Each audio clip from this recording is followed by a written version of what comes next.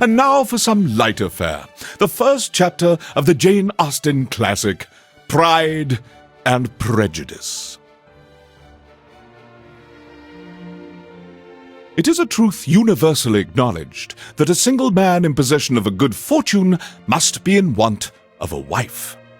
However little known the feelings or views of such a man may be on his first entering a neighborhood, this truth is so well fixed in the minds of the surrounding families that he is considered the rightful property of someone or other of their daughters. "My dear Mr. Bennet," said his lady to him one day, "have you heard that Netherfield Park is let at last?" Mr. Bennet replied that he had not. "But it is," returned she, "for Mrs. Long has just been here, and she told me all about it." Mr. Bennet made no answer. "Do you not want to know who has taken it?"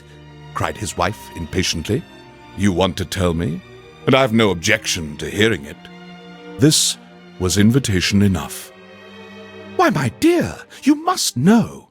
Mrs. Long says that Netherfield is taken by a young man of large fortune from the north of England. That he came down on Monday in a chaise and four to see the place, and was so much delighted with it that he agreed with Mr. Morris immediately. That he is to take possession before Michaelmas, and some of his servants are to be in the house by the end of the week." "What is his name?" "Bingley." "Is he married or single?" "Oh, single, my dear, to be sure. A single man of large fortune. 4,000 or 5,000 a year. What a fine thing for our girls." "How so? How can it affect them?" "My dear Mr. Bennet," replied his wife, "how can you be so tiresome? You must know that I am thinking of his marrying one of them." "Is that his design in settling here?" "Design? Nonsense, how can you talk so? But it is very likely that he may fall in love with one of them, and therefore you must visit him as soon as he comes." "Well, I see no occasion for that. You and the girls may go, or you may send them by themselves, which perhaps will be still better, for as you are as handsome as any of them, Mr. Bingley may like you the best of the party." "My dear, you flatter me." "I certainly have had my share of beauty, but I do not pretend to be anything extraordinary now. When a woman has 5 grown-up daughters, she ought to give over thinking of her own beauty." "In such cases a woman has not often much beauty to think of." "But, my dear, you must indeed go and see Mr. Bingley when he comes into the neighborhood." "It is more than I engage for, I assure you." "But consider your daughters. Only think what an establishment it would be for one of them.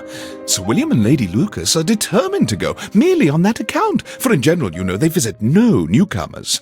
Indeed, you must go, for it will be impossible for us to visit him if you do not." "You are over-scrupulous, surely. I dare say Mr. Bingley will be very glad to see you, and I will send a few lines by you to assure him of my hearty consent to his marrying whichever he chooses of the girls.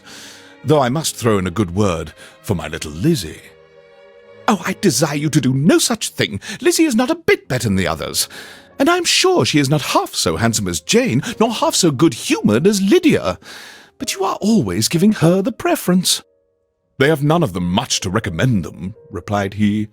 "They are all silly and ignorant like other girls, but Lizzie has something more of quickness than her sisters." "Mr. Bennet, how can you abuse your own children in such a way?